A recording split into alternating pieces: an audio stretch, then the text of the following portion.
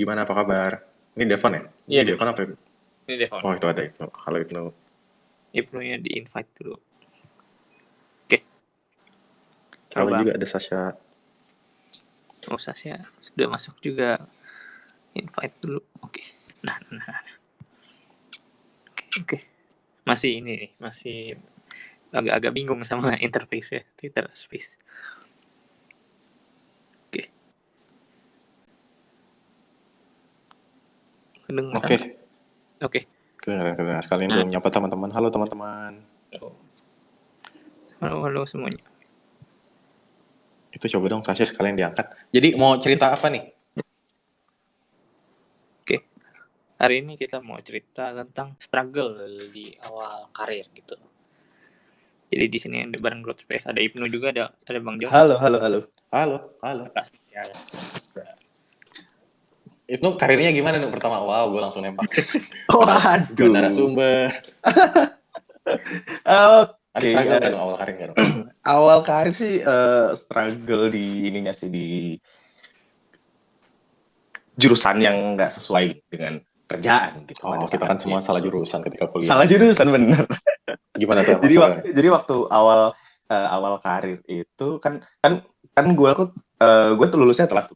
Gue lulusnya telat. Dan tapi sebelum lulus tuh sempet juga nih kayak ikut kerja di startup gitu, ikut kerja di beberapa company gitu. Cuman emang bisa dibilang nggak terlalu profesional gitu. Jadinya pengalaman kerjanya bisa dibilang kurang. Nah setelah lulus kerja langsung di salah satu startup yang sekarang lagi ini juga udah nggak ada sih, bukannya nggak ada ya, maksudnya udah nggak publish lagi karena ada problem gitu. Nah dari situ bener-bener dituntut kayak ini kerjaan dikasih semua nih, ya udah urusin sendiri, karena waktu itu gue langsung ke CEO-nya gitu, bukan CEO sih, Chief Operation Officer. Jadi kayak bener-bener gue pengen di-guide, gue pengen punya mentor, gue pengen punya pengalaman di mana ada nih orang yang bisa jadi gue panutan gitu. Tapi pada saat itu gue langsung dituntut buat menyelesaikan everything by myself, dan gue dituntut untuk bisa inisiatif, gue dituntut untuk banyak lah kayak gitu, karena memang startup ya, di dunia startup, dan masih baru 2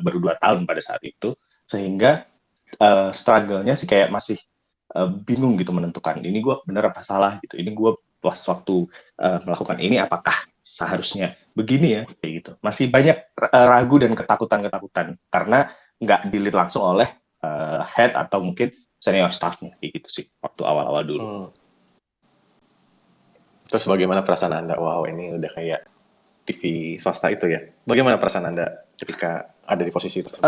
Pada saat itu karena gue merasa kurang pede, terus habis itu gue masih ada problem tentang beberapa hal gitulah di kehidupan gue pada saat itu. Akhirnya ya kayak ragu dan takut gitu sih. Kebanyakan perasaannya kayak gitu. Cuman karena mungkin tuntutan dan juga ada target dan segala macam, ya akhirnya ya mau nggak mau harus jalan gitu, meskipun kayak sempet dikasih project nih buat ngelola dana sekian gitu. Terus pada saat itu karena yaudah gue approach orang, kemudian gue coba belajar untuk paperworks kayak gitu-gitu. Dan akhirnya meskipun gue ngerasa kurang maksimal ya di situ, tapi jadi pelajaran bahwa ketika ada problem, ketika ada masalah, ya solusinya you're on your own gitu, kalau misalnya di posisi yang saat itu gitu. Tapi ada juga nih tim dan juga ada C-level yang dia bisa bantu meskipun nggak terlalu maksimal gitu.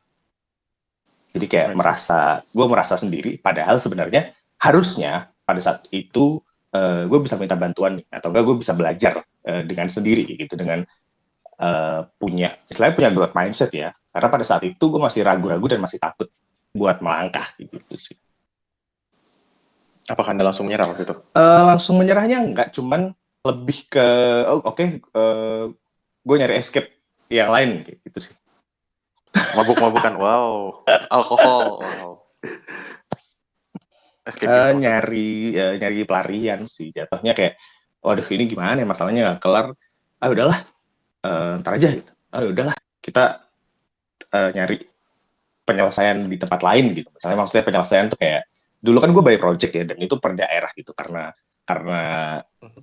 nggak ada middle management pada saat itu. Kesalahan juga ya, gue gabung di startup yang masih benar-benar baru gitu, nggak ada middle management, sehingga dari solusi yang diberikan oleh atasan, masalah yang diberikan oleh atasan, diberikan ke bawah langsung, dan kita yang benar-benar level staff masih junior itu benar-benar mikir gimana cara penyelesaiannya. Gitu. Dan ketika kita ajukan solusi dan segala macam dari atas itu kayak slow banget gitu responsnya, karena manajemennya terlalu banyak dan nggak mungkin micromanagement juga, sehingga Ya, ya. struggle-nya di situ sih waktu awal-awal dulu. Right. Nggak apa-apa. Namanya masalah ya. Yang penting dihadapi secara jantan. Oke. Halo teman-teman, gue juga menyapa kepada teman-teman yang baru datang. Selamat malam, apa kabar? Mari ngumpul. Kali ini kita ngomongin tentang struggle di awal karir ya. Dan ini juga ada saya, Jonathan N, ada tim teman-teman dari Grow Space, dan juga ada Sasha. Halo Sasha, gue mau menyapa Sasha dulu. Halo Sasha. Hai John. Apa kabar?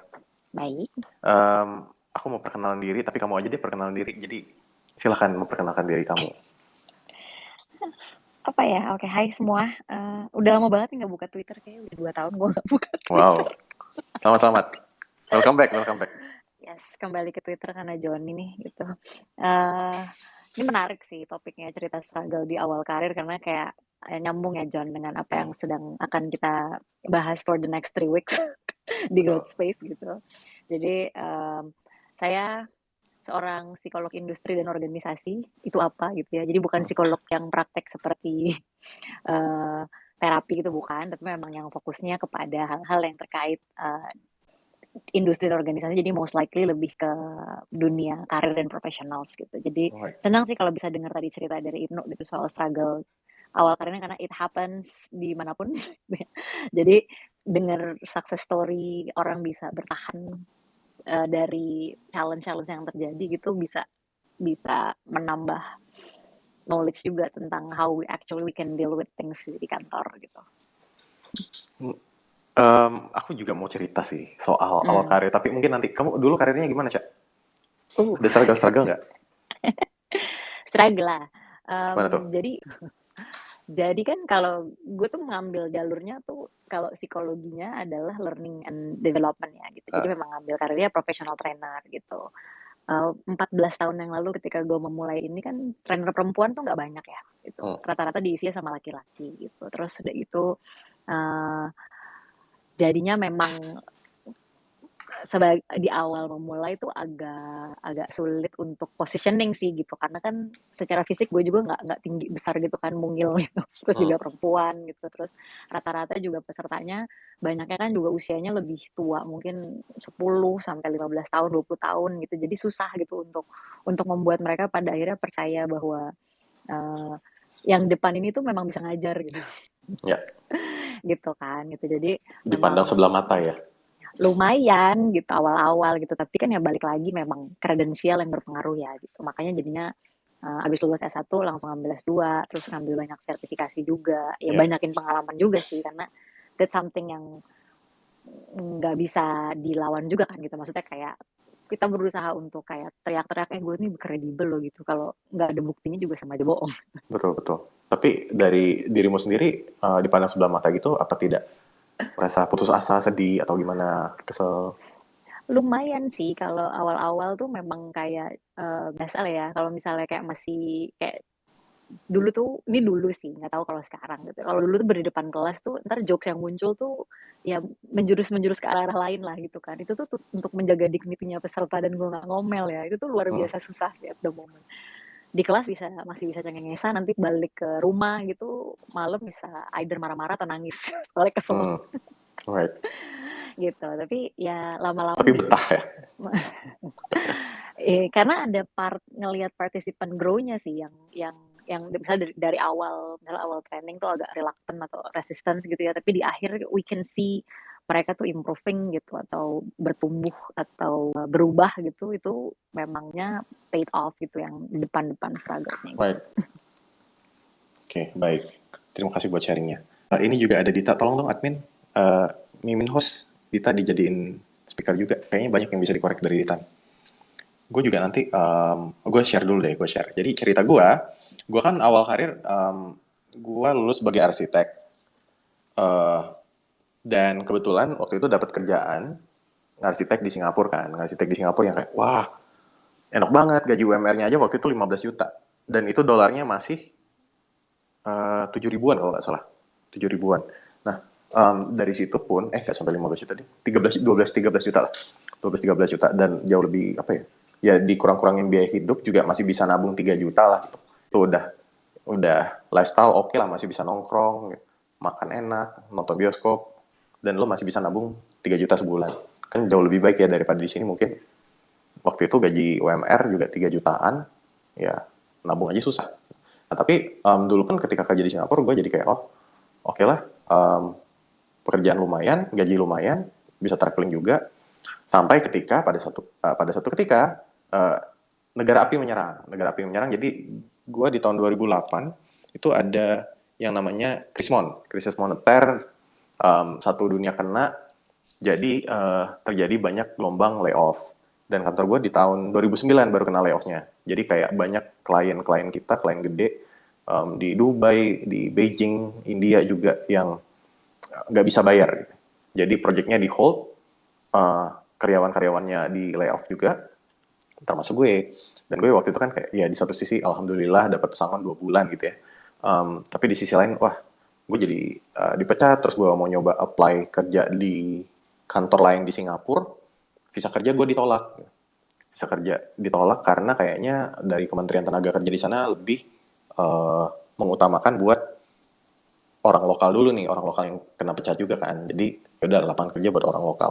Jadinya yaudahlah gue waktu itu balik ke Indo lagi, kembali ke rumah orang tua di Bandung gitu kan.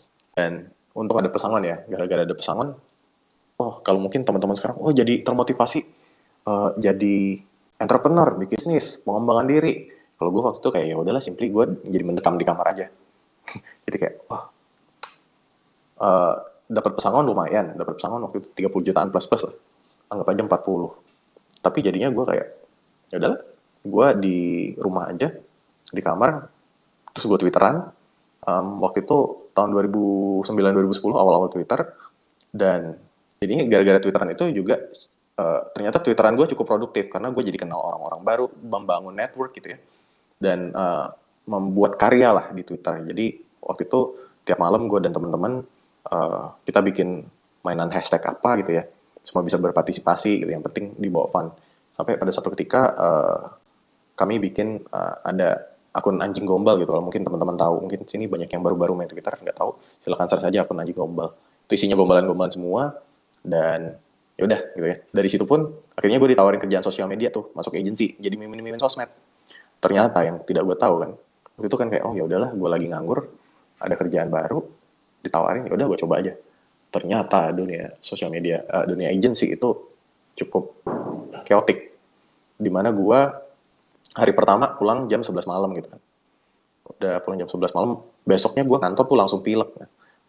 Ternyata gue ngerjain, ternyata gue menggantikan orang satu-satunya mimin sosmed yang cabut gitu. Jadi pas hari last day dia, gue masuk. Jadi hari last day itu handover. Kerjaannya itu kerjaan 3 orang gitu ya. Brand ada 12 brand yang harusnya kita kerjain, cuma gue bisa handle 4. Sisanya itu ada 2 lagi yang gue kerjain pas weekend. Jadi Sabtu Minggu juga gue kerja di rumah, dan sisanya itu dibantu orang teman-teman divisi lain yang bantu ngerjain gitu. Gue beneran weekdays lembur, weekend juga gue lembur. Di weekend ketiga gue akhirnya nangis gitu. Gue kerja nangis di rumah gitu kan, kayak kerjaan gini amat, karena gue udah stres banget. Dan waktu itu probation harusnya gue bisa cabut aja gitu ya. Buat teman-teman yang mungkin belum ngerti juga, ketika probation itu kita bisa meninggalkan company tanpa notice juga nggak masalah karena masih masa probation. Dan sebaliknya juga company bisa memberhentikan kita juga di masa probation itu. Nah terus gue waktu itu bilang akhirnya ke bos gue melihat kayak ini nggak sehat banget gitu. Tapi gue mau coba bilang dulu ke bos gue bilang ke dia. Untung bos gue waktu itu boleh ya, jadi dia cukup open minded. Gue bilang kan, sekarang kerjaan 3 orang nih. Dia bilang dalam bahasa Inggris. Sekarang kerjaan 3 orang, gue nggak bisa handle semua. Tapi kalau gue cabut, gitu ya, klien bakal marah-marah. Gitu. karena nggak akan ada orang yang bisa handle kerjaan mereka. Itu kayak, dan gue pengen bantu lo gitu, gue pengen bantu company ini, tapi nggak gini, gue nggak bisa kayak gini gitu. I want to help you, but I need you to help me helping you gitu. Kan, gue juga butuh bantuan dia buat gimana caranya biar kerjaan gue juga jadi enak gitu. Terus akhirnya dari gue ngobrol itu ternyata masalahnya jelas. Jadi ternyata dia udah request juga ke HRD gitu. Oh sebenarnya gue udah request ke HRD, gue butuh tambahan orang. Ketika gue tanya ke HRD, oh ternyata mereka juga load-nya lagi banyak karena apparently gak cuma gue doang yang minta, tapi ada beberapa orang lagi, beberapa divisi lain yang minta juga, minta nyariin orang gitu. Terus akhirnya gue nego ke HRD, oh bisa nggak gue bawa orang gue interview deh. Nanti kalau oke, kalian tinggal approve. HRD setuju gitu kan. Jadi ya gue bantu kerjaan mereka juga. Dan akhirnya gue mengundang satu teman, akhirnya dia approve gitu kan. Bos gue juga approve. Dari yang sendiri, gue akhirnya 2 minggu kemudian gue jadi kerja berdua, terus sebulan kemudian jadi bertiga. Dan menurut gue itu sudah sangat helpful gitu ya. Gue jadi, ya masih ada pulang malam, tapi dari yang pulang jam 11-12, gue jadi bisa pulang jam 7, jam 8. Meskipun masih lembur, tapi udah ada kemajuan. Terus weekend gue jadi nggak perlu kerja pas weekend juga gitu. Jadi sangat terbantu gitu ya. Ya itu sih, mungkin struggle gue di awal karir gitu. Jadi kerjaan di agency itu yang ternyata kalau dipikir-pikir cukup toxic juga ya sekarang. Ya, tapi ya mungkin begitulah suasana kerja di agency. Sampai gue kadang menganggap kayak lembur pulang jam 7, jam 8 itu biasa gitu. Tapi ya sekarang gue bisa melihat sebenarnya bisa lebih baik lah di manage gitu. Gitu sih cerita struggle awal karir gue. Ya untungnya sekarang gak lembur-lembur amat sih. Kalau oke, gue akan nanyakan Dita juga nih. Ya, Dita, John. Malam, John. Malam. Apa kabar, John? Baik, Lama kamu gak apa kabar? ketemu. Iya, baik. Kan Anda juga termasuk yang struggle ya di awal karir ya? Oh, betul. Gitu. Mungkin saya sering dengar sih, tapi mungkin ada baiknya cerita juga nih ke teman-teman di sini. Struggle-nya gimana tuh, Dit? Oke, jadi gini besti. Dulu kan gue tuh kuliah itu membiayai sendiri ya, karena gue kan mengambil jurusan yang tidak disetujui orang tua. Nah, salah satu caranya adalah gue ngambil freelance karena dulu yang gue bisa cuma bikin vektor di Corel dan ngedesain pakai Photoshop. Jadi gue tuh ngambil kerjaan freelance-nya desainer apa. Yang dulu tuh kan gue kerjanya di Bandung ya, yang gajinya tuh jauh lebih di bawah yang disebutin Joni gitu. Kalau tadi kata Joni, ya UMR Jakarta 3 jutaan lah. Nah, gue tuh lebih bawah lagi dan bahkan gue freelance. Jadi lebih murah lagi. Saya kayak gue dulu kayak dibayar 800.000 aja itu udah mahal gitu kan hitungan. Jadi gue harus nyari duit Biasanya tambahan. berapa? 800.000 udah mahal. Iya, John. Berarti biasanya nggak 800.000 dong? Biasanya nggak sampai segitu. Jadi gue sebulan dapat segitu tuh banyak, John. Makanya gue apa rute angkot Bandung tuh. Saking seringnya gue kalau pergi-pergi cuma mampu pakai angkot. Betul. Sama gue tahu jadwal kalau McD free breakfast. Begitu cara strugglingnya. Iya, nah terus lo kalau malam-malam ke mall ya? Ngapain? Nunggu diskon Jeko. Ya Allah, itu gue bisa ke Papaya tuh, nunggu diskon setengah harga Papaya ya, betul. Nah, lanjut. Kembali lagi. Iya, gue tuh dulu kan pokoknya ngerjain freelance apa aja kan, yang buka commission apa. Nah, commission gue tuh nggak kayak sekarang tuh. Kalau sekarang kan alhamdulillah ya ada aja. Itu susah banget lakunya, udah susah laku, terus juga ditawar orang. Nah, akhirnya aduh gue udah gimana. Nah, yang gue lakukan adalah mencari pekerjaan yang bisa gue kerjakan saat gue kuliah, tapi nggak nyita waktu. Waktu itu tuh kebetulan ada yang nawarin gue untuk jadi customer service di salah satu marketplace online lah. Jadi gue dapat gaji, gue tuh dulu nego 1,5 aja rasanya udah mahal banget tuh, John. Takut nggak diterima karena pertama gue freelance, kedua gue nggak pernah ke kantor gitu. Jadi gue takut si harga segitu tuh kemahalan karena terbiasa dibayar murah itu kan. Ya. Tapi ternyata akhirnya sama mereka ditambahin gitu karena performa gue bagus. Gue hampir dapat 2 juta, tetap nggak 2 juta juga sih. 2 juta tuh udah sama si kuota tambahan buat gue reimburse gitu kan. Nah, itu gue hampir setahun di situ dan itu membantu gue membiayai kuliah kan. Which is waktu itu kuliah gue fuck up juga tuh yang DKV karena susah banget untuk balancing antara kuliah dan juga kerja. Akhirnya jadi justru lo nyari kerja dulu ya biar tadi ya sekalian bantu buat kuliah. Iya, jadi gue tuh beneran yang sambil kerja kuliah juga gitu. Nah, tugas nggak kelar, kerjaan juga jadi agak keteter. Akhirnya waktu itu gue apply di perusahaan di Bandung tuh. Jadi admin sosmed gitu, jadi sosmed spesialis lah kalau sekarang istilahnya kan. Nah, mereka itu nanya gini, "Tapi kita nggak terima kalau kamu masih kuliah, soalnya kita pengen kamunya full time di sini." Ya. Nah, gue tuh dihadapkan pada pilihan besar kan, apakah gue lanjutin kuliah gue atau ya udah deh, gue kerja aja gitu. Setelah gue berpikir gitu, sholat istikharah tuh, menemukan jawaban, akhirnya kayak, ya udah deh, Memilih uang ya? betul, saya memilih uang. Udah deh gue kerja dulu aja gitu, gue kerja sambil gue mikirnya gue nabung-nabung buat jadi gue ambil cuti dulu, awalnya tuh gue ambil cuti 1 semester. 1 semester tiba-tiba ada surat datang ke, rumah, katanya, "Ini mau dilanjut apa kagak kuliahnya?" Gitu. Nah waktu itu gue baru dikontrak setahun gitu, jadi kayak, "Ah ya udah deh, gak apa-apa gue ikhlaskan dulu kuliah gue itu, dan gue, ambil si kerjaan sosmednya full time." Setelah hampir enggak sih, udah setahun lebih gue kerja di situ, gue, resign kan, karena menurut gue kayak, kayaknya nggak worth it nih, waktu gue Kenapa? beneran habis. Jadi kan gue waktu jadi admin sosmed tuh, mungkin lo ngerasain juga gitu loh Jon, lo kerjanya Ya. overwork. Karena apalagi gue waktu itu di brand baju, dia tuh ada di perusahaan itu ada 6 brand baju tuh. Jadi gue megang 3 akunnya. Dan itu kan kalau brand baju tuh customer tuh nanya terus kan, Betul. kayak, "Yang ini masih tersedia nggak? Ini berapaan?" Meskipun itu semuanya udah ada kan di website dan Betul. lain-lain. Nah itu kan lumayan draining ya, dan gue tuh diharapkan mau, ready 24/7, gue nggak sanggup dong Betul. lama-lama. Akhirnya, nah waktu itu juga gue kan istilahnya semacam content creator juga kan, gue ngedesain untuk si sosmednya, gue juga mikirin caption-nya, gue juga jadi CS. Jadi gue kayak lo deh, kayak ngerjain beberapa, kerjaan orang. Cuma berhubung bos gue bukan bule dan tidak open minded nih, jadi gue, tidak meneruskan di situ gitu. Akhirnya gue mencari Baik. opportunity lain. Nah, temen gue nawarin kerja, "Lo mau nggak kerja jadi SEO?" Si ngerti tuh gue kan SEO, Chief eksekutif, oh bukan ya? bukan. S-nya service, bukan juga, search engine optimization. Jadi gue tuh Ya. kayak bantuin temen gue yang anak IT kan.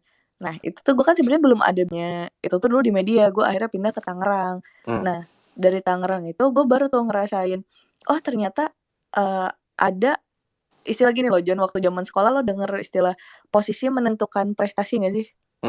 Nah itu kan kalau lo duduk di depan, lo jadi nilai lo jadi jelek karena lo nggak bisa nyontek dan semacamnya gitu kan bercandaannya. Tapi buat gue, posisi menentukan prestasi itu ngaruh banget untuk lo lingkungan kerja gitu. Pada saat gue di Bandung, itu lingkungan gue kecil banget gitu. Networking gue kecil banget. Pada saat gue pindah ke Tangerang, akses gue ke Jakarta kan dekat. Ya. Nah, gue tuh jadi dapat freelance lumayan banyak, Jo. Jadi kayak gue ketemu temen gue yang, "Oh iya kita lagi butuh desainer ini, oh kita lagi butuh ilustrator ini." Itu nambah income gue. Jadi meskipun gue udah kerja kantor, waktu itu gue jadi SEO-nya ternyata cuma berjalan sebulan, sisanya gue jadi itu, apa namanya, jadi copywriter. Jadi gue sambil belajar SEO, gue belajar lagi copy kan, karena emang gue pada dasarnya suka nulis. Terus akhirnya gue ditawar, gue diajak untuk pindah ke company komik lokal, mau nggak coba jadi community manager di sini? Lo pegang YouTube-nya sama lo boleh nulis komik di sini. Nah di situ tuh awal karir gue mulai cemerlang, kayak, oh iya ya, ternyata bener-bener posisi menentukan prestasi itu benar gitu, networking lo tambah gede gitu, pendapatan lo juga jadi banyak. Gaji gue tuh nggak seberapa gitu istilahnya pada saat itu, cuma buat ngekos, terus daily gitu belum bisa nabung-nabung. Tapi karena tadi banyak networking-nya kan, gue jadi bertemu orang-orang di industri kreatif gitu. Terus gue jadi bisa belajar sama teman-teman kantor gue gitu, gue belajar gambar lagi dan semacamnya, akhirnya jadilah gue sekarang gitu kan, gue dapet networking untuk ke penerbit, gue akhirnya nerbitin buku, gue dapet Nice. networking ke orang-orang, bahkan gue juga jadi lebih aktif sosmed kan, jadi gue confident lagi gitu karena, oh banyak nih teman-teman gue yang kreatif. Kalau dulu tuh pas gue di Bandung tuh, gue nggak tahu kenapa itu banyak kecenderungan untuk agak menjatuhkan orang lain yang tipenya sama gitu, jadi kayak takut tersaingi gitu pada saat di lingkungan gue yang lama. Jadi gue tidak confident gitu, gue main sosmed tuh malah dikatain kayak, "Ngapain sih lu main sosmed mulu, sok artis apa," gitu. Sedangkan dari main sosmed justru itu bikin gue kayak sekarang. Mungkin lo merasakan juga ya Jon ya, kayak pada saat lo jadi admin Anjing Gombal tuh dulu pas gue SMP tuh Jon, zaman-zaman Anjing Gombal. Gue punya bukunya. Itu saya sudah, ya, Iya udah betul tua sih. betul. Nah iya itu kan sesuatu yang, dari lo iseng terus menjadi hal yang lo suka, ternyata Betul. menjadi, pendapatan baru. Dan gue juga kan ternyata, oh freelance gue dapat dari sosmed dan lain-lain. Nah setelah gue singkat cerita gue udah sukses nih sekarang kan, udah kerja di mana-mana gitu, ada freelance juga, terus juga bisa menabung, bisa investasi dan lain-lain, udah punya rumah, gue tuh akhirnya menyadari bahwa lo tuh yang penting tuh gede-gedein networking juga gitu loh, John. Right. Karena istilahnya gini kan, rezeki tuh kadang dari teman, dan gue tuh merasakan itu banget. Orang tuh pada bilang kan, wah ini orang dalam nih dapat kerjanya. Ya itu mah berarti emang rezekinya dari si temen yang orang dalam itu gitu. Mungkin lo juga tahu bahwa kalau akses untuk interview ke HR misal, itu tuh akan lebih cepat kalau misal lo ada kenalan HR juga, Ya. selain dari skill lo gitu. Jadi tuh ngebantu. Jadi mungkin teman-teman di sini salah satunya harus mikirin kayak gimana ya biar bisa berteman dengan banyak orang gitu kan, nggak harus yang tiap hari ditongkrongin, nggak harus yang tiap hari dikirim makanan atau apa gitu, tapi orang-orang ini tuh nanti punya top of mind bahwa oh kalau nyari ilustrator ke Dita nih, oh kalau nyari penulis ke Dita nih, oh kalau gue butuh KOL bisa ke Joni misal, yang kayak gitu-gitu.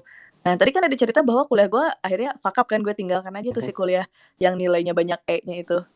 Akhirnya gue ambil kuliah lagi tuh dari pandemi kemarin, dan ternyata nilai gue membaik gitu karena gue kan udah punya pengalaman di industri gitu, jadi gue belajarnya juga lebih fokus, gue udah ngerti kuliah tuh harus gimana gitu, gue juga lebih tahu kalau belajar itu polanya seperti apa, dan ditambah balik lagi gue membiayai diri gue sendiri kan, jadi gue punya tanggung jawab lebih lagi dan udah bisa bagi waktu. Kalau dulu kan gue full time kuliah, freelance-nya kerja gitu, nah sekarang dibalik gitu, jadi kuliah itu jadi sampingan gue kayak gitu, John. Menarik ya. Jadi justru kalau gue rangkup sedikit dari cerita lo tadi, dari yang awalnya lo struggle ya dengan, dan bahkan lo kerja di sosmed pun kayaknya nggak direncanakan gitu ya.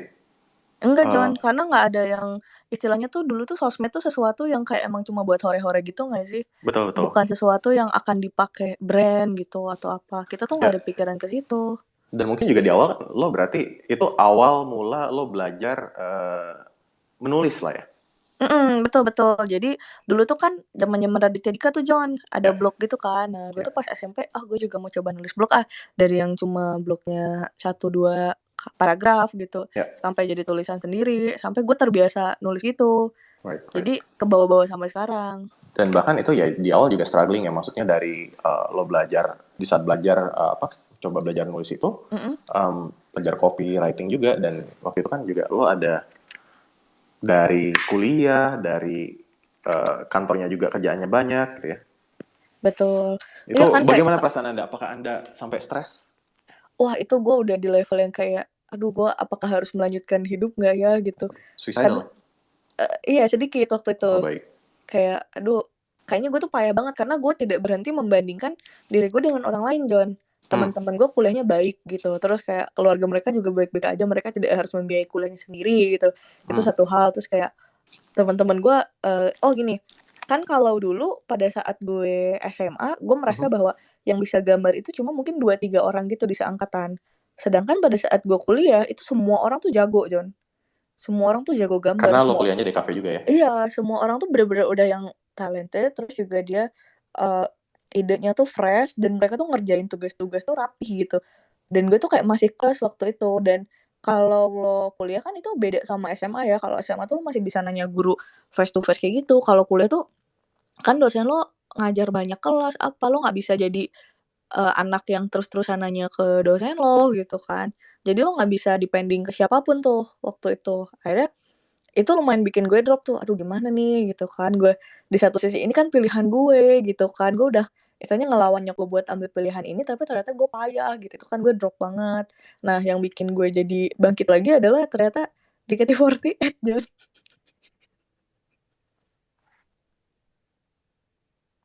Bunyi gak sih ini? John? Bunyi, Kak. Oh iya. Bunyi. Sorry. Gue lupa gue mute. Ada lirik-lirik yang berkesan gak? Ada dari lagunya Shonichi, judulnya itu adalah usaha keras itu tak akan mengkhianati. Amin gitu ya. Meskipun terkadang memang usaha keras juga mengkhianati, tapi nggak apa gitu, kita kan yakin dulu aja. Betul yakin itu. Mungkin hasilnya nggak kelihatan sekarang, tapi mungkin di masa depan. Betul. Gue juga kan setelah gue belajar gambar sekian sekarang kan hasilnya, gue sekian tahun baru sekarang tuh bukunya rilis gitu, jadi nggak apa-apa. Nah itu kan ada penyakit hati yang dimana gue iri terhadap teman-teman gue, terus ngebanding-bandingin gue sama teman-teman gue gitu, sampai gue ngerasa satu poin gue nggak punya teman sama sekali. Gue tuh ketolong gara-gara gue suka JKT48, terus ada komunitasnya gitu kan. Gue tuh kayak ketemu orang-orang yang sama suka JKT, gue sharing-sharing sama mereka, terus mereka tuh kayak menerima background gue yang kayak gini gitu kan. Mantap. Iya, nah itu tuh. Dan ini sebenarnya ini ada ininya tau teori. Jadi gue akan ke deep tapi nanti ya, Dit. Kita mau bahas sedikit. Jadi kan sebenarnya di awal-awal karir atau ketika kita memulai sesuatu itu pasti akan ada struggle. Struggle dalam artiannya tadi ya mungkin dari lingkungan yang nggak cocok atau juga dari kita juga masih coba-coba karena kita baru memulai sesuatu yang baru, jadi skillnya juga belum se-expert itu ya. Nah, tapi sebenarnya ada satu cara di mana kita jadi lebih tahan banting dan juga bisa membantu kita untuk meraih kesuksesan itu jauh lebih kemungkinannya jauh lebih besar gitu. Nah, ini ada yang namanya PsyCap alias psychological capital alias modal psikologis. Nah, modal psikologis ini gue akan undang Mbak Sasha lagi. Halo Mbak Sasha. Yes. Nah, Anda kan sebagai trainer juga nih, gitu kan. Pastinya kan udah sering ngejelasin juga soal psychological capital dan ini sebenarnya ngaruhnya apa sih kan? Ibaratnya kalau bisnis tuh ada business capital ya, yang berarti modal bisnis semakin gede, modal bisnisnya kemungkinan buat suksesnya juga bisa jauh lebih besar gitu. Dan ternyata kalau di human psychology itu ada yang namanya PsyCap ya, psychological capital yang bisa jadi penentu faktor kesuksesan kita jauh lebih gede gitu ya. Ini bisa dijelasin sedikit nggak? Kira-kira PsyCap ini kayak gimana sih? Sebenarnya sih kalau pakai analogi kan kita kalau mau usaha gitu ya, kita kan butuh modal, ya kan? Modalnya bisa macam-macam nih, bisa modal uang, modal network kalau kata Dita tadi, atau juga kayak ada modalnya manusianya gitu kan. Nah, modal manusia ini kan macam-macam. Maksudnya nih kita mau bikin bisnis kuliner, gue punya duitnya tapi gue nggak bisa masak gitu kan. Gue cari partner yang bisa masak. Nah itu kan berarti kan modal si partnernya ini adalah skill dia masak kan. Gitu. Tapi kan sebenarnya dalam menjalankan sesuatu gitu ya, mau kita berbisnis, mau kita lagi kerja gitu kan, kitanya sendiri kan sebenarnya adalah seperti apa ya? Kitanya sendiri tuh kayak si usahanya itu sendiri. Kita butuh modal untuk bisa mencapai tujuan yang kita inginkan gitu kan. Untuk bisa tadi nemu kayak struggle di awal karir gitu. Yang membuat kita bertahan tuh sebenarnya apa yang ada dalam diri kita itu, yang namanya si modal psikologis itu sendiri gitu. Jadi yang nggak kelihatan gitu, actually it's inside you gitu, ada di dalam diri. Nah itu gimana caranya kita bisa mengoptimalkan itu sih. Jadi modal di dalam diri yang kita sendiri sebenarnya sehari-hari udah pakai gitu, cuman somehow kita nggak sadar itu apa aja sih komponen-komponennya gitu. Jadi kadang-kadang makanya ada orang yang sama-sama mulai awal karirnya bareng gitu, terus persoalannya sama, misalnya kayak Joni deh gitu. Lo masuk berdua bareng nih di agensi arsitek gitu kan, terus di layoff kan, di PHK gitu. Nah terus lo memilih untuk pulang ke rumah menikmati dulu, tapi abis itu lo ngapain ya gitu, cari-cari apa gitu, lo main Twitter, lo apa gitu. Tapi ada orang yang pada akhirnya terhanyut, merasa bahwa gagal di situ gitu. Ini gue nggak oke nih gitu. Terus ya udah akhirnya dia nggak ngapa-ngapain gitu. Nah itu kan sebenarnya secara modal psikologis udah beda tuh. Gitu. Karena yang kalau kayak Joni, lo mencoba untuk ini apa yang bisa gue lakukan lagi ya gitu, biar gue nggak stuck di sini gitu. Tapi ada juga yang pada akhirnya nggak ngapa-ngapain gitu. Jadi kalau dengar istilah ada resilience, ada growth mindset, ada apa, itu tuh semuanya sebenarnya part dari si modal psikologis itu sebenarnya. Jadi ibaratnya ini sebenarnya ngaruh juga ya, kayak antara misalnya lo patah hati gitu ya, abis putus nih, antara satu lo mau nggak move on berbulan-bulan, atau ya udahlah ya lo bersedih, abis itu ya udah minggu depan ya udah move on aja lah, mau gimana gitu ya. Tuh. John. Apa? Ya. Kalau gue boleh nanya Kak Sasha nih atau lo gitu. Boleh. Cara buat misal teman-teman nih, kalau gue kan kebetulan memang experience-nya rada absurd kan gitu, dan itu nggak bisa yang dijelasin secara science atau technical gitu. Nah sebenarnya ada nggak sih cara buat kita tuh belajar untuk hal-hal yang tadi kayak Kak Sasha bilang itu? Mungkin pertanyaannya jadi sebenarnya faktor-faktornya apa aja nih? Enggak sih, kayak belajar gimana gitu loh John. Itu kan kayak kalau gue kan kebetulan learning by doing kan, tapi kalau misal teman-teman kita tuh nyari media nih buat belajarnya di mana gitu, atau apa sih yang harus kita cari untuk dipelajari gitu, itu dari mana tuh? Itu nggak ada sainsnya, emang bener sih Dit. Jadi dikembalikan lagi sebenarnya kepada what do you want gitu. Lo tuh mau apa? Ujung akhirnya tuh apa? End game-nya tuh mau gimana gitu. Apakah lo mau ngumpulin uang sebanyak-banyaknya, atau lo sebenarnya pengen bantu orang sebanyak-banyaknya untuk bisa sampai ke sana. Lo butuh uang yang banyak. Untuk bisa punya uang yang banyak, maka lo harus punya banyak pekerjaan misalnya gitu. Nah itu jadi balik lagi sih, tujuan akhirnya tuh mau apa gitu. Iya, tapi Baru nanti sebenarnya dari situ cari-cari. ketika Gimana lo John? mengerti kan, sebenarnya kan tadi ada komponen-komponennya ya, ada resilience gitu ya. Apalagi Ada hope. kalau hope ya, hope tuh harapan, betul sih. Kalau di Mm-mm. psych tuh jadi kayak semacam it's something that you want to achieve, kayak tujuan gitu. Tapi Oke. dibilang sebagai hope tuh kalau si tujuan itu tuh lo tahu cara untuk mencapainya gitu, biar nggak jadi harapan palsu gitu. Jadi Hmm, kalau tujuan tanpa cara jadi harapan palsu. betul. Jadi di satu sisi ada hope-nya ya, buat kita, elemen dari psych itu ada hope, ada Mhm. efikasi juga ya. Efikasi ini lebih ke Ya, skill bukan ya?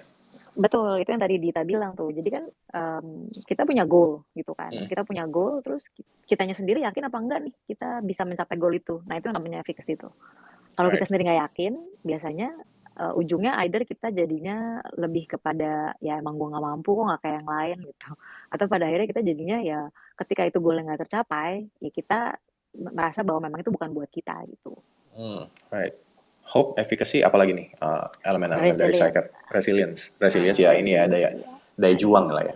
Daya bangkit, Daya bukan bangkit. daya juang. Oke. Karena jadi harusnya kan kegagalan itu kan sebenarnya sebuah kepastian ya. Maksudnya Betul. di satu titik tuh, maksudnya jalan yang mulus-mulus aja nggak ada gagal-gagalnya tuh justru sebenarnya persentasenya paling sedikit gitu kan. Kalau kita udah sadar gagal itu ada probabilitasnya tinggi gitu, maka kita prepare kan. Nah, disitulah resilience lo dibutuhkan gitu. Ketika kita udah memprediksi bahwa mungkin aja kita akan gagal, gimana caranya kita bounce back. Right. Dan ini bisa apply ke semuanya ya, maksudnya kayak bahkan bisnis lo gagal ya gimana caranya lo bisa bounce back, karir lo ya kayak gue tadi, oke, gue kena pecat tapi gimana caranya bisa bounce back lagi, ketika kerjaan struggling juga gimana bounce back-nya ya. Iya, termasuk putus cinta. Terus apa lagi? Ada lagi nggak? Yang terakhir tuh ini optimism sih, optimis gitu kan. Jadi kan dia tuh biasanya dikontraskan dengan pesimis gitu kan. Jadi somehow tuh we have to surround ourselves gitu dengan optimism gitu. Kalau makanya banyak tuh Bu sekarang orang bilang kan, kalau lo merasa lo stuck ya, coba lo lihat di sekeliling lo. Sekeliling lo tuh sebenarnya punya vibe yang positif nggak sih, yang optimis nggak sih, bahwa percaya Ya. bahwa lo tuh memang bisa mencapai tujuan lo gitu. Kalau enggak, Ya. lo mungkin harus ganti peer gitu. Exactly Support like system that, ya. gitu. Support system. Tapi support Alright. systemnya tuh bukan yang cuma sekedar iya lo bisa gitu, tapi nggak yang atau apa ya? Sekarang bahasanya apa sih anak sekarang, toxic positivity. Right. Nggak gitu, tapi lebih ke memang bisa jadi reality slaps-nya juga, tapi optimis gitu. Maksudnya jadi kayak nggak apa-apa nih lo sekarang gagal, tapi coba lagi gitu, yang bisa bantuin lo juga gitu untuk bisa bounce back gitu. Jadi nempel sebenarnya sama resilience harusnya si optimism itu. Itu kayak acceptance juga nggak sih Kak Sasha? Termasuk. Jadi si optimism itu berpikirnya bahwa semua peristiwa tuh temporary gitu, bahwa lo putus cinta ya sementara gitu. Ada nanti lo bisa lo gagal sekarang ya sementara, nanti lo bisa sukses gitu. Kalau hari ini lo bisa diterima di kemudian hari gitu. Jadi optimism tuh kayak gitu kan mindsetnya gitu, bahwa peristiwa-peristiwa itu semua sifatnya sementara gitu. Lo nggak mungkin kok happy terus, masa lo gigil. Betul. Itu konsep saya kalau diputusin tuh, ayo udahlah, ntar juga dapat lagi. Baik. Tapi nggak tahu kapan ya. Kalau boleh nambah ini perkara yang tadi yang acceptance dan lain-lain, kan ada istilahnya gini nih, kita tuh harus move on.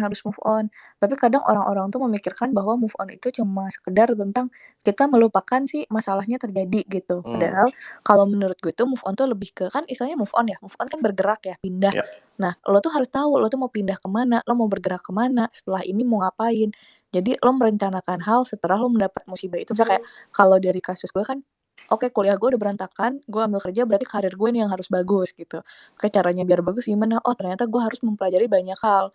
Kan istilahnya gue tertinggal dengan teman-teman yang misal lo deh John, gue udah tertinggal sama lo yang udah belajar sosmed lebih lama gitu. Gue udah tertinggal dengan lo yang mengerti industri duluan gitu. Tapi kan bukan berarti gue nggak bisa mempelajari itu gitu. Jadi lo mindsetnya tuh lebih ke move on-nya itu mau kemana, setelah ini tuh mau ngapain, instead of lo cuma grieving bahwa aduh hidup gue kok payah banget. Karena gue pernah merasakan itu ya, Jadi kayak Hmm. gue pernah merasa kayak, ih kok payah banget sih gue gitu. Jadi udah gue bandingin sama orang, gue ngerendahin diri gue sendiri dan gue jadi nggak berkembang gitu. Tapi pada saat gue mikir, oh enggak kok ternyata gue punya banyak teman yang bisa bantu gue. Ternyata gue juga bisa belajar sendiri loh soal gambar, nulis apapun.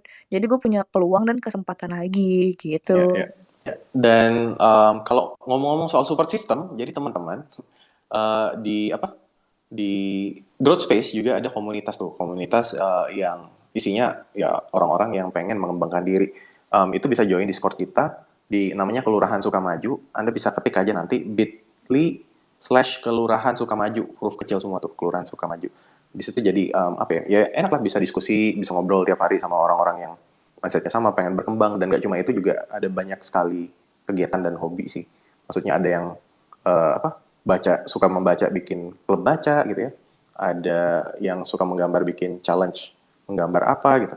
Jadi silakan bisa langsung ketik bit.ly/Kelurahan Sukamaju kecil semua. Dan balik lagi ke Sasha. Jadi sebenarnya tadi ya, ketika kita tahu elemen-elemen dari SciCap ini ada hope, harapan, efficacy yaitu skill, resilience daya bangkit, sama optimism. Ini juga sebenarnya kita bisa tingkatkan ya. Jadi kita bisa ngatur strategi untuk meningkatkan SciCap kita. Jadi modal psikologisnya tinggi sehingga kita jadi lebih tahan banting, lebih berjuang dalam mencapai kesuksesan. Apakah begitu? Yes, ini by riset ya. Maksudnya kayak dulu nih pas zaman ngambil S2 lah. Jadi memang di riset gitu. Ini gue risetnya di creative industry loh, John, by the way, 200 orang. Jadi maksudnya memang melakukan riset tentang si SciCap ini, yang membedakan orang pada akhirnya bisa di dunia kreatif atau di dunia manapun gitu, karyawan gitu ya. Memang model psikologis yang dimiliki itu mempengaruhi bagaimana dia menjalani kehidupannya sehari-hari sebagai seorang profesional gitu. Jadi orang yang punya SciCap lebih tinggi itu memang kayak lebih happy kerjanya gitu, karena kayak dia punya goal, terus juga dia ada si optimismnya itu sendiri, terus dia juga akhirnya instead of stuck merasa bahwa ini kok karir gue nggak maju-maju terus nggak ngapa-ngapain, tapi malah jadinya nyari mengembangkan skillnya untuk pada akhirnya bisa lebih maju gitu. Jadi memang itu proven by riset gitu. Orang yang punya modal psikologis lebih tinggi itu biasanya hasilnya lebih positif gitu di mana-mana gitu, as a person, as a professional, as an employee gitu, as an entrepreneur juga kayak gitu. Ini bisa ditingkatin dan itu bentuknya memang dinamis gitu ya. Jadi nggak harus selalu tinggi, tapi kita bisa ngembangin itu gitu. Oke. Dan buat teman-teman, kita juga bisa belajar soal meningkatkan SciCap kita ya, biar tadi kita lebih punya daya juang lah. Jadi ketika di hadapan tantangan atau di hadapan kesulitan, kita jadi nggak mudah menyerah juga. Dan ketika ada kegagalan, kita langsung bounce back. Gagal itu normal, santai aja. Cara meningkatkannya gimana? Nah, jadi Growth Space sama Sasha juga dan sama saya juga akan mengadakan webinar seputar meningkatkan SciCap. Jadi Unleash the Hero Inside You temanya.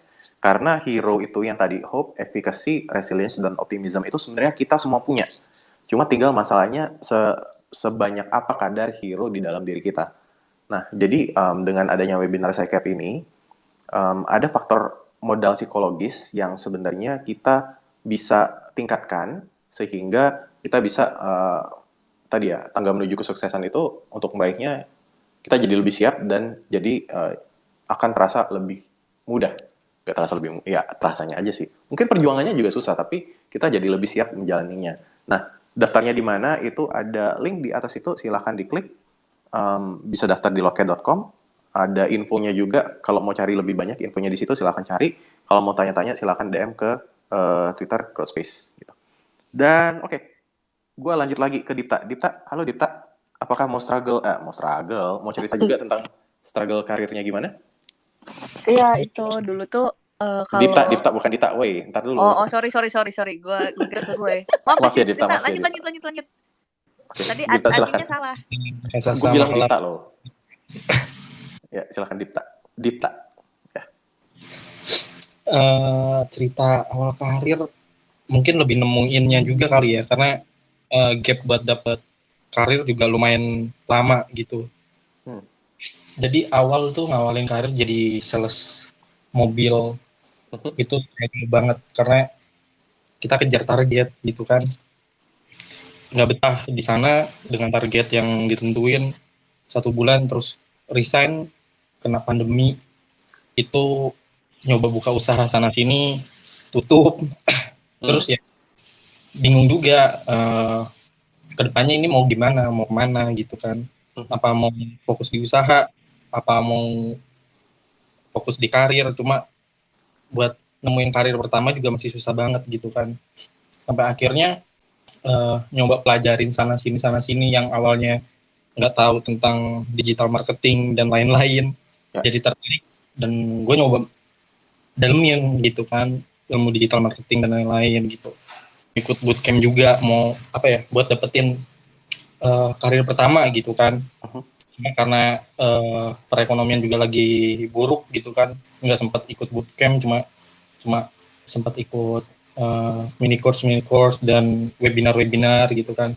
Dengan modal itu ya alhamdulillah sekarang udah nemuin karir pertama gitu, kurang lebih berjalan hampir 3 bulanan gitu.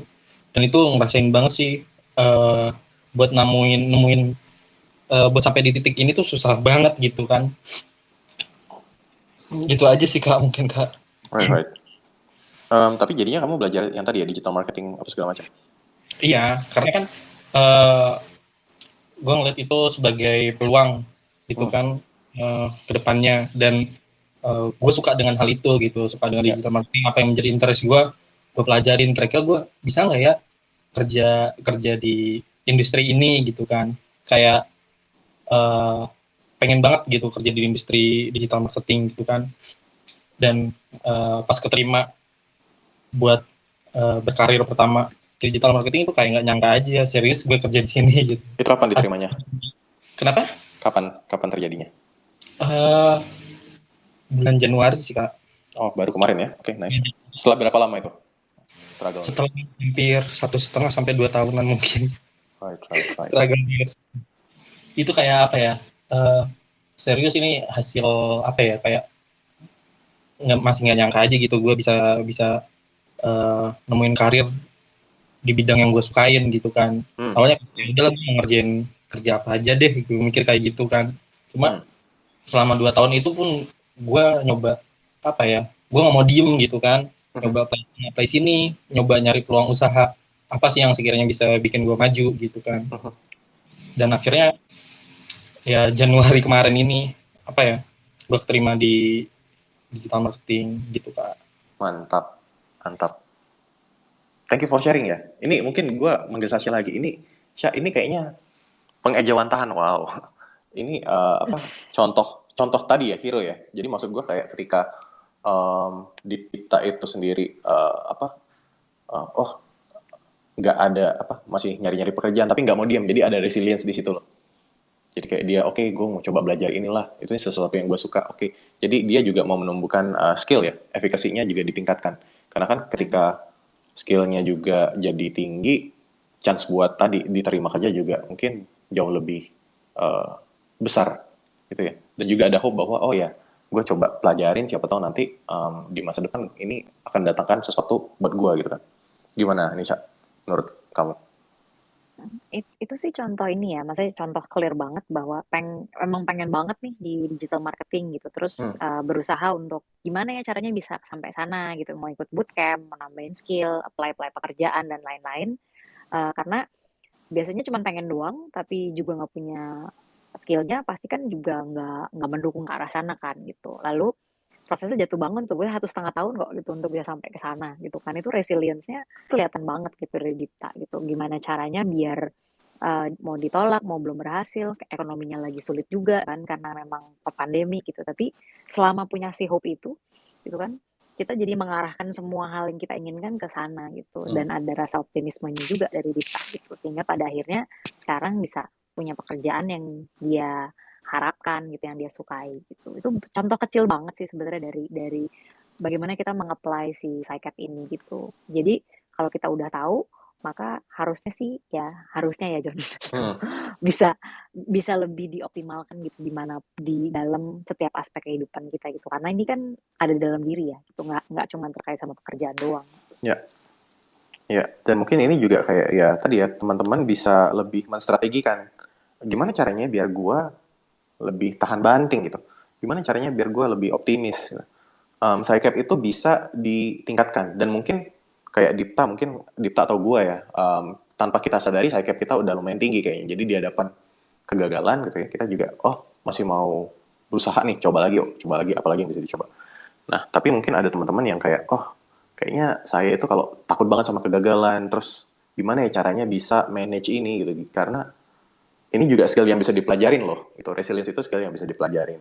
Nah, kalau teman-teman bingung gimana cara meningkatkannya, balik lagi di atas di situ ada link yang udah kita pin di bawah judul, itu ada event kita Unleash the Hero Inside You. Kita akan bikin webinar 3 sesi untuk membahas tentang gimana sih caranya kita bisa meningkatkan hope, efficacy, resilience, sama optimism. Bisa dikasih ancar-ancar dikit nggak, Sya? Kira-kira di 3 sesi ini akan membahas apa? Sesi pertama bahas apa kita? Sesi pertama tuh sebenarnya introduction sama Psycap itu sendiri ya, biar paham dulu konsepnya tuh seperti apa gitu. Lalu nanti kita kasih semacam kuesioner untuk teman-teman bisa punya profil Psycap-nya at the moment gitu ya, seperti apa. Jadi ntar cara bacanya gimana gitu. Itu udah variatif ya. Jadi tahu dulu ya Psycap-nya seberapa ini ya. Oke. Betul, di situ kan ketahuan bahwa ini Psycap saya ini profilnya seperti ini gitu. Nah, di pertemuan kedua dan ketiga itu kita akan bagi 2 tuh. Jadi yang kedua itu ada hope sama efficacy, gimana cara ngembanginnya. Lalu di pertemuan ketiga gimana caranya kita mengembangkan si resilience sama optimismnya itu. Jadi lengkap gitu. Jadi bukan cuma tahu profilnya doang, tapi nanti di pertemuan kedua dan ketiga juga gimana cara ngembanginnya gitu. Jadi nanti teman-teman kayak mungkin semacam bikin your action plan gitu, your personal action plan gitu, to developing your hero gitu. Jadi nggak akan ada yang koreksi gitu, tapi lebih pada kitanya jadi tahu gitu, bagaimana saya membuat rencana nantinya untuk ngembangin Psycap saya gitu. Betul, jangan terima-terima aja bahwa ternyata ini semua bisa kok ditingkatkan gitu, bisa kok kita jadi lebih optimis, bisa kok kita jadi skillnya jadi bertambah juga dan lain-lain gitu ya. Jadi teman-teman kalau mau mendaftar webinar silahkan ya. Kita juga ada bonus ini loh, kita ada bonus kelas bahasa Inggris di aplikasi Cakap selama 3 bulan gratis, itu senilai 350.000 dan juga akan ada 2 orang yang dapat door prize. Jadi saya juga akan membuka sesi coaching buat 2 orang dari situ, itu senilai 1 juta rupiah. Ya, nanti diundi lagi sih. Dan silahkan kalau mau daftar. Thank you banget Sasha. Kita mau beralih dulu ke teman-teman lain. Kayaknya ada juga yang mau cerita-cerita nih. Ke Bintang nih, Bintang. Halo Bintang. Halo, kedengeran? Jelas? Kedengeran, jelas. Oke. Ini Bintang mau cerita atau mau bertanya? Mau cerita iya, bertanya iya gitu. Silakan. Jadi cerita dulu ya.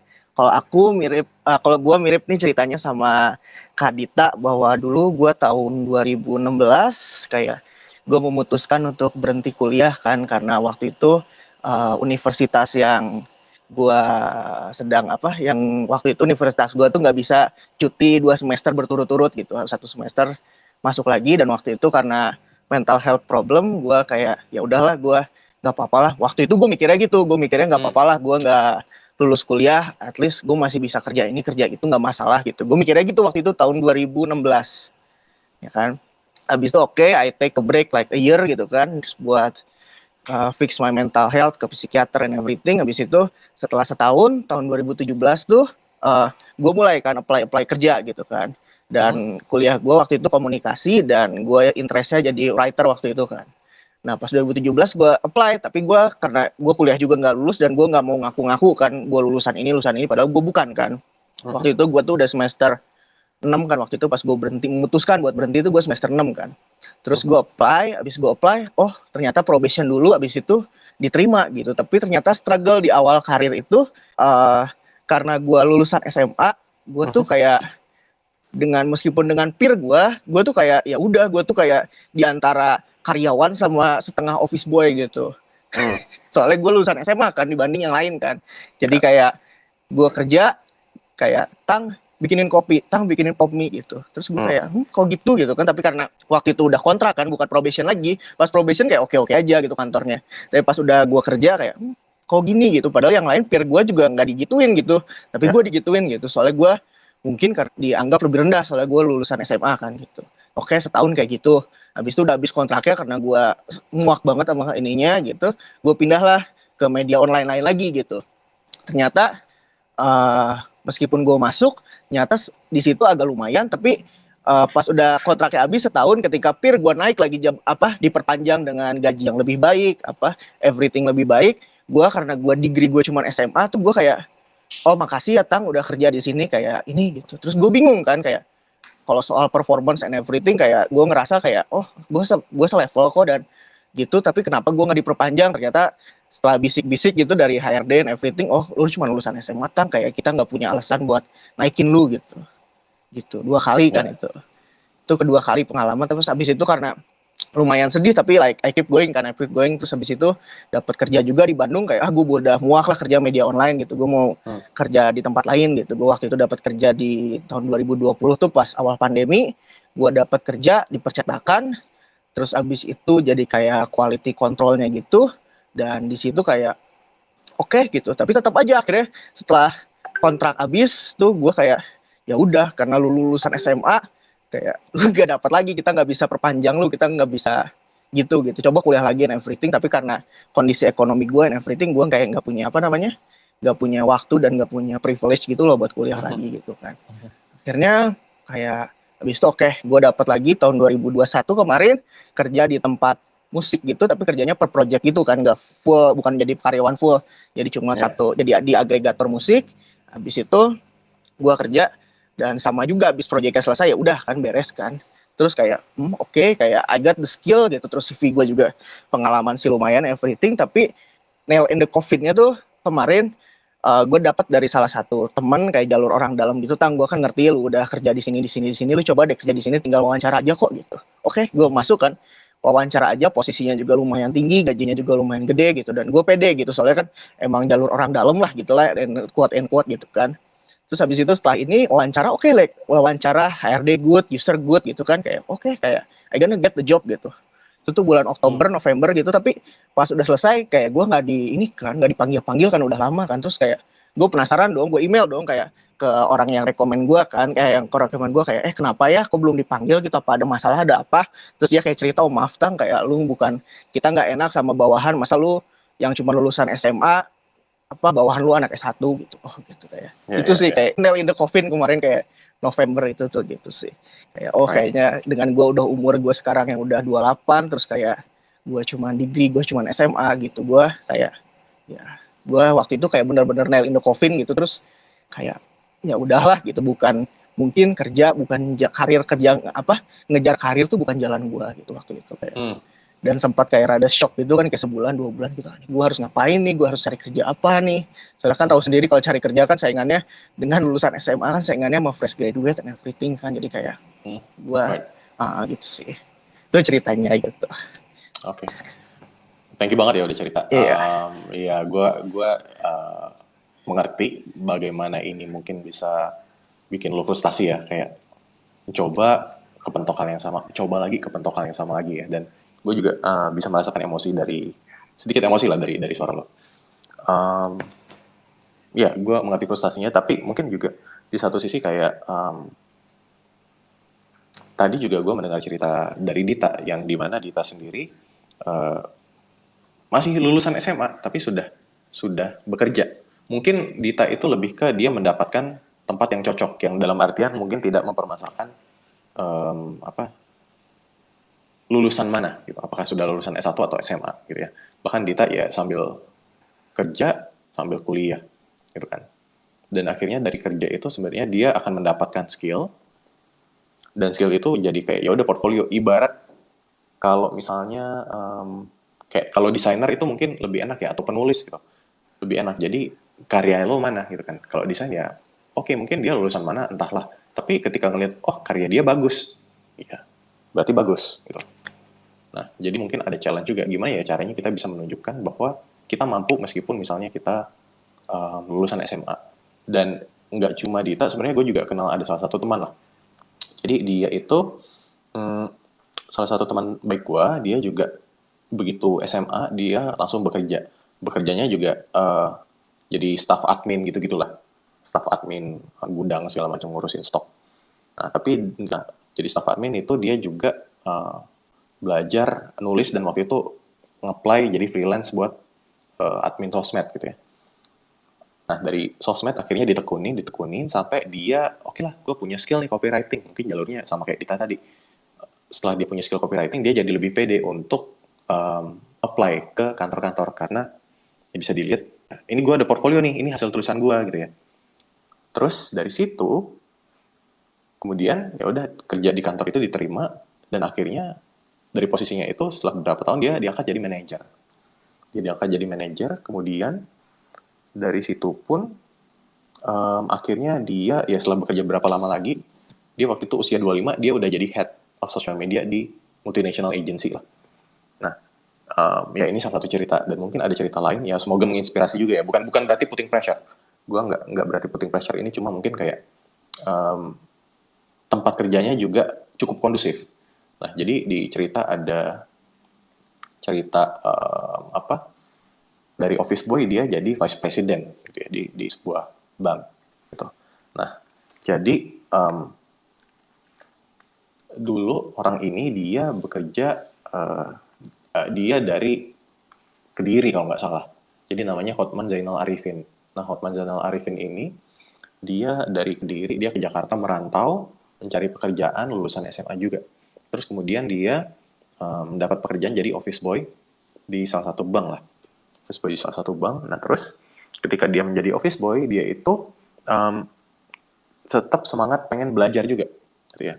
Jadi office boy dia ada cerita di mana dia lagi ada kursus bahasa Inggris. Ini bayangin ini tahun 60-an 70-an ya, dimana mungkin waktu itu bahasa Inggris susah juga. Jadi ada kursus bahasa Inggris, kelas bahasa Inggris di kantornya. Nah, dia itu mengintip dari depan pintu. Jadi sambil ngintip, dia dengerin, dia catat, dia belajar. Sampai akhirnya gurunya nyuruh dia masuk. Udah, kamu masuk aja tapi kamu gak usah ikut tes. Terus dia menolak, enggak, saya mau ikut tes juga. Gitu. Jadi dia pun mau belajar dan mau dikasih challenge. Nah, terus ketika dia nyambi jadi tukang fotokopi di kantornya itu, dia fotokopi dokumen, dia juga belajar, dia juga baca-baca, oh ini apa ya. Ketika ada karyawan lembur, dia juga bertanya, ada nggak yang bisa saya bantu? Dari yang tadinya dia cuma disuruh ngecap-ngecap stempel doang, akhirnya sama karyawannya diajarin, oh coba kerjain ini, coba kerjain itu. Sampai akhirnya ya udah dia kerjain gitu. Meskipun itu mungkin di luar scope for dia. Tapi motivasinya pengen belajar itu akhirnya membuat dia dikasih peluang, oh ya udah mau nggak jadi karyawan, dites dan akhirnya lolos, jadilah dia karyawan. Nah, setelah dia jadi karyawan, kemudian ya karirnya naik-naik karena dia orangnya ingin belajar, yang akhirnya dia sampai jadi vice president di Citibank gitu ya. Sudah almarhum sekarang, tapi menurut gue ini kisah yang bisa menjadi inspirasi juga. Dan bukan soal kita sekarang kayak gimana ya, bukan soal seberapa bagus lu, tapi soal seberapa bagus kita pengen kita menjadi orang yang sebagus apa sih gitu. Oke. Jadi bukan tentang kita sekarang, tapi kita di masa depan pengennya sebagus apa. Nah, hal-hal seperti ini yang sebenarnya harusnya jadi semoga bisa jadi motivasi. Jadi kita juga gimana yang cara kita belajar. Mungkin akan ada 1-2 kegagalan ya, ibarat mungkin teman-teman sini pacaran lebih dari sekali 2 kali gitu, mungkin ada yang pacaran 3 kali 4 kali gitu kan, contoh putus aja bisa dapat pacar lagi, bisa putus lagi bisa dapat pacar lagi, mungkin sekarang putus lagi, tapi apa yang menjamin kita nggak bisa dapat pacar lagi di masa depan gitu. Jadi lihat bahwa hidup ini juga jangka panjang nih, ibarat kalau main bola itu kan waktunya terbatas ya, 90 menit, lo kebobolan sekarang misalnya kebobolan di menit 30, ya udah masih ada waktu 60 menit buat membalikan keadaan, nyetak 2 gol biar bisa jadi menang 2-1. Tapi kalau 90 menit nggak bisa nyetak gol, ya udah kalah. Tapi kalau 90 menit bisa nyetak 2 gol, menang. Gitu. Nah, tapi kan hidup kan nggak terbatas, infinite. Gitu. Hidup kita jangka panjang. Sekarang life expectancy itu kita bisa hidup sampai 80 tahun. 80 tahun itu masih lama. Gitu. Mungkin teman-teman di sini baru pada 20-an, 30-an, atau mungkin ada yang 40 pun baru setengah jalan. Gitu. Nah, jadi pikirkan jangka panjang juga. Hidup gagal 2 tahun 3 tahun bahkan itu masih jauh sedikit sih dibanding jumlah hidup yang akan kita jalanin. Dan itu kalau kita kebobolan sekarang gitu, kasarnya tadi main bola kita kebobolan sekarang, tapi karena hidup itu jangka panjang, kita masih ada waktu buat buat ngegol lagi gitu, buat membalikan keadaan. Mungkin nggak dalam waktu 90 menit, mungkin bulan depan, mungkin tahun depan, atau mungkin 3 tahun lagi itu kita bisa membalikan keadaan, nggak apa-apa juga. Tuh. Nah, jadi buat Bintang juga, gue mengerti mungkin challenge-nya tadi ya, ketika kita mau berusaha tapi kepentok-kepentok mulu. Oke, jadi mungkin kita bisa menstrategikan ulang. Oh, kayaknya ada tempat-tempat di mana lebih menghargai lulusan dibanding skill. Padahal gue merasa gue udah ada skill, tapi lagi-lagi yang disorot cuma masalah ijazah gitu ya. Nah, mungkin, oke, jadi tempat-tempat seperti apa sih yang lebih menghargai skill dibanding ijazah gitu ya. Karena tadi gue kalau mendengar cerita Dita juga bisa, jadi harusnya sih ada juga ya tempat-tempat yang seperti itu. Gitu mungkin Bintang. Iya. Ya, it's okay, Oke, it's okay. Heeh. Thank you for Dia sharing this ya. Enggak, sebenarnya tadi mau nanya lagi soalnya kan kayak tadi kan ceritanya tuh aku kepentok kan. Habis itu kayak aku tuh kayak apa yang sadar tuh kayak aku kayaknya sekarang tahun 2022 kayak mau ngambil jalan lain loh gitu.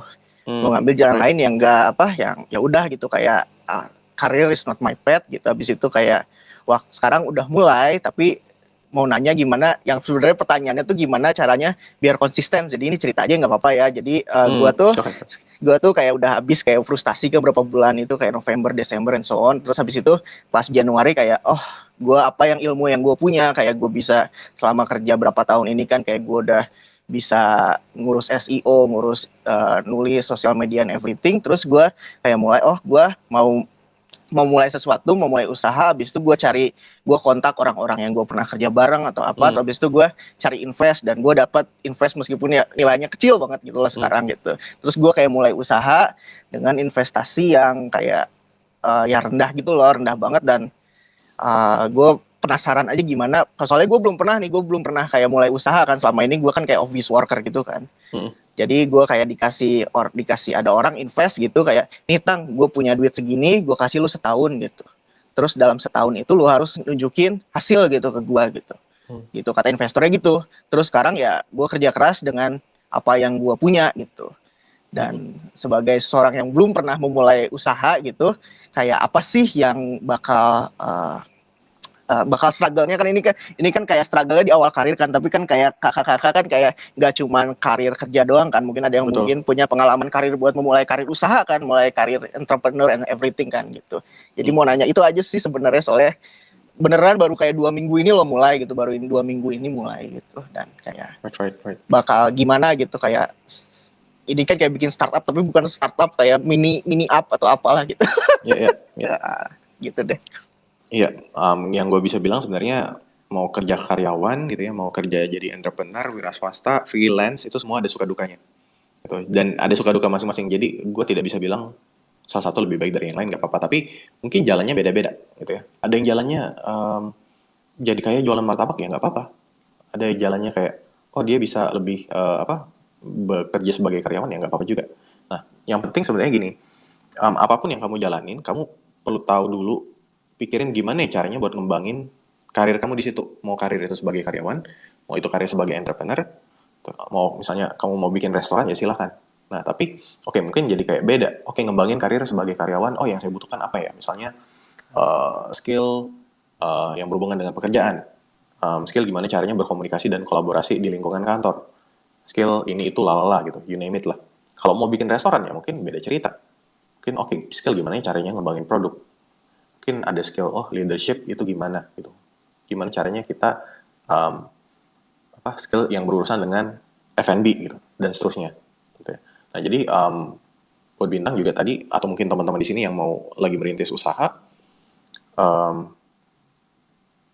usaha itu menurut gue spektrumnya cukup luas, dan ketika misalnya kita karyawan kan kita cuma mengerjakan sebagian kecil ya. Misalnya ketika gue menjadi sales ya udah gue cuma mikirin sales gitu. Gue akan lebih mendalam di situ. Tapi kan ketika misalnya gue entrepreneur, gak cuma sales, gue harus ngurusin produk, gue harus ngurusin marketing, gue harus ngurusin customer complaint lah kalau apa gitu, customer service-nya juga gitu. Jadi banyak sekali spektrumnya. Nah, jadi mungkin ada baiknya di list tadi ya, apa yang kita butuhkan gitu ya. Kira-kira hal apa yang kita nggak tahu, di mana cari taunya. Mau cari tahu kamu belajar sendiri boleh, mau kamu cari partner atau karyawan yang bisa menjawab ketidaktahuan kamu juga boleh gitu ya. Jadi jalan ke depannya juga kamu jadi lebih pede. Gitu. Mungkin sekarang kita nggak pede gara-gara kita nggak tahu nih. Gitu. Aduh gimana ya? Masih ragu-ragu nih, bimbang gitu. Ragu-ragu itu kan bagus di satu sisi. Bahwa kita juga jadi hati-hati, tapi jangan sampai juga kita nggak mau melangkah sama sekali gitu. Nah, hati-hatinya karena tadi, oh ternyata kita masih belum pede nih karena kita nggak tahu. Nah, itu yang penting dicari tahu dulu apa yang kita nggak tahu, baru kita bisa mencari informasinya di mana gitu. Oke. Oh, jadi ini ya di apa kayak list dulu apa skill yang kayak gue butuhin sebagai untuk usaha ini apa aja, apakah gue bisa hire orang atau gue harus belajar sendiri and so on gitu ya. Betul, hire orang kan tentu saja akan keluar uang lagi dong. Gitu kan. Gitu sih. Tapi kalau mau belajar sendiri, kamu ngerjain semuanya sendiri, mungkin nggak keluar uang, tapi di satu sisi waktunya bakal lebih lama. Oke. Gitu sih. Makasih ya udah dengerin ya. Ini Iya, dan sama-sama. sarannya juga. Ya, makasih. Thanks a lot. Oke, thank you banget ya. Thank you banget buat Iya. Bintang yang udah sharing. Iya. Ya. Dan juga buat teman-teman, itu ya tadi kayak kita pun bisa mengatur ketika misalnya bukan mengatur, kita bisa meningkatkan gitu daya tahan atau daya juang kita terhadap kegagalan dalam perjalanan mencapai kesuksesan dengan cara meningkatkan PSYCAP. Nah, PSYCAP alias Psychological Capital ini kita akan adakan webinar di hari Sabtu ini. Silakan cek itu linknya ada di atas di bawah judul tuh. Kita akan pelajarin dalam 3 sesi gimana ya caranya biar teman-teman tadi hope-nya meningkat, efikasinya bertambah, resilience alias daya bangkit ketika gagal itu tetap kenceng gitu, dan juga tetap optimis dalam menghadapi tantangan dan juga kesulitan. Nah, tadi juga udah banyak teman-teman yang cerita, semoga juga bisa menjadi contoh gimana caranya si hero ini dalam PSYCAP itu bisa kita tingkatkan dan juga berpengaruh terhadap cerita hidup kita gitu ya. Jadi mau sukses, mau gagal, mau berjuang, mau stop, mau menyerah, itu semua bisa kita atur selama PSYCAP-nya tinggi. Nah, jadi teman-teman silakan daftar aja di situ, linknya ada di atas. Dan saya Jonathan juga berterima kasih buat tadi yang udah pada cerita nih. Makasih banget buat ada Dita, Bintang, dan juga Sasha. Dan juga saya sendiri, mungkin tadi udah cerita. Saya sekarang udah 1,5 jam kita ngobrol-ngobrol, dan kalau gitu gue mau mengakhiri juga untuk sesi Twitter Space kali ini. Sampai jumpa di sesi Twitter Space berikutnya, dan selamat malam, selamat beristirahat teman-teman. Jangan lupa daftar webinar. Sama join Discord. Sama join Discord Kelurahan Sukamaju, itu lucu banget loh. Kelurahan Sukamaju. Iya, sekarang suka sharing meme. Oh, ada itu sih, ada satu thread meme, terus ada tempat main Uno, Werewolf, ada radionya juga. Ya itulah, silakan lihat-lihat sendiri ya. Oke, thank you. Terima kasih teman-teman. Thank you semuanya. Thank you semuanya. Selamat malam. Selamat malam.